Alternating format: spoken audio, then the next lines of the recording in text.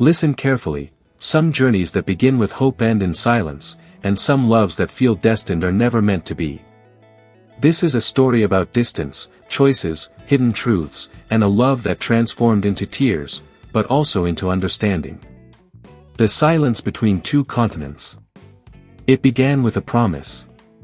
A promise whispered in the early hours of a cold morning, the kind of promise made by a man who believed sacrifice was love.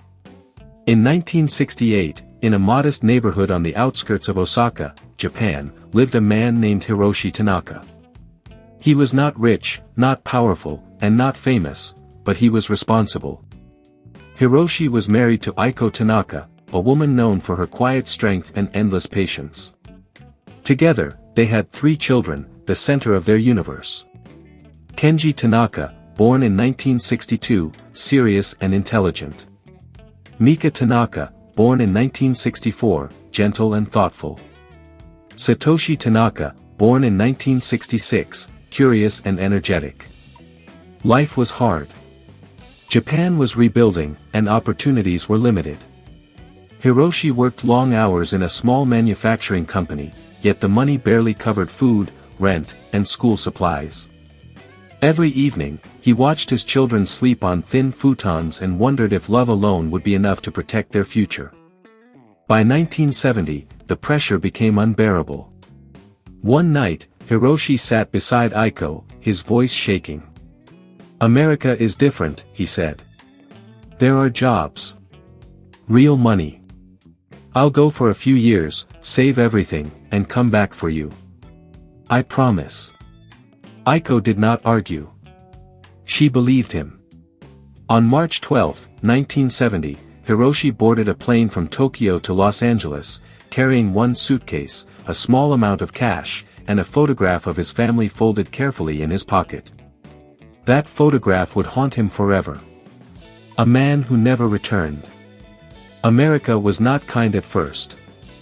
Hiroshi cleaned factories, worked night shifts, and slept in crowded apartments with other immigrants. He struggled with the language, the loneliness, and the guilt. At first, he sent letters and money back to Japan. Aiko read each letter out loud to the children, holding on to every word like oxygen. But time passed. By 1974, the letters became rare. By 1976, they stopped completely. Back in Japan, Aiko waited. She waited through winters and summers. She waited through birthdays, school graduations, and illnesses. She waited while raising 3 children alone, working 2 jobs, cleaning offices at dawn and sewing clothes late at night.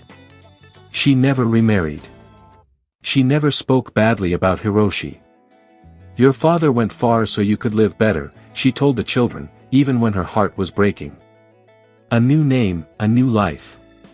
In Seattle, Washington, Hiroshi slowly built a different life. He met Margaret Wilson, an American nurse with kind eyes and a forgiving heart. She listened to his broken English, helped him with paperwork, and gave him something he hadn't felt in years, peace. Hiroshi never told her the truth. In 1977, he married Margaret and changed his name to Henry Tanaka, believing a new name could erase an old life. Together, they had 5 children. David Tanaka, 1978. Michael Tanaka, 1980. Emily Tanaka, 1983. Sarah Tanaka, 1985. Anna Tanaka, 1988. Henry became a father again, this time present, stable, admired. Yet sometimes, late at night, he stared at the ceiling, haunted by the faces of 3 children across the ocean who still carried his blood. The son who crossed the same ocean. By 1998, in Japan, Kenji Tanaka had grown into a brilliant young man. His mother's sacrifices fueled his ambition. He earned a scholarship to study engineering in the United States, the same country his father had disappeared into decades earlier. Before he left, Aiko handed him the old photograph. "Never forget who you are," she said, holding back tears. Kenji arrived in Seattle in 1999, unaware that destiny was already waiting for him. Love without knowledge. In 2000, on a university campus, Kenji met Emily Tanaka. They laughed at the coincidence of their last name. They shared similar values, similar discipline, and an unexplainable emotional connection. They studied together. They dreamed together. They supported each other through exams, failures, and hopes. Years passed. By 2004, their love was deep, mature, and unquestioned. Kenji proposed under cherry blossom trees, just like those in his hometown. Emily said yes. Wedding plans began. Families were invited.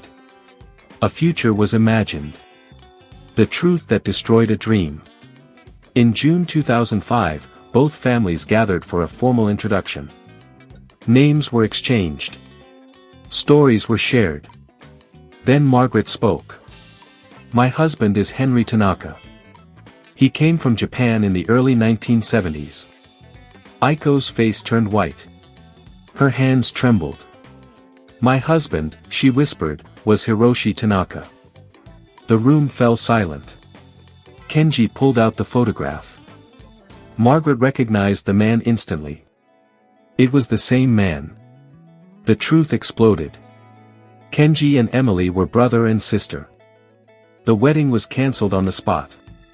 The room filled with screams, tears, and unbearable silence. From love to tears, from tears to truth. The love that once felt eternal collapsed in seconds. But something else was born. Understanding. Kenji and Emily cried together, not as lovers, but as siblings discovering each other for the first time. "At least now we know," Emily whispered. "At least we didn't cross a line we can never return from." Hiroshi, Henry, finally faced the consequences of his choices. He begged for forgiveness, but time could not be reversed. Yet hatred did not win. Truth did. An ending written in pain and peace. Kenji returned to Japan to care for his mother. Emily stayed in the US. The families remained connected, not by love stories, but by blood and reality. The wedding that never happened became a lesson whispered through generations. Some promises should never be broken. Some silence costs more than truth. And some love exists only to reveal who we truly are.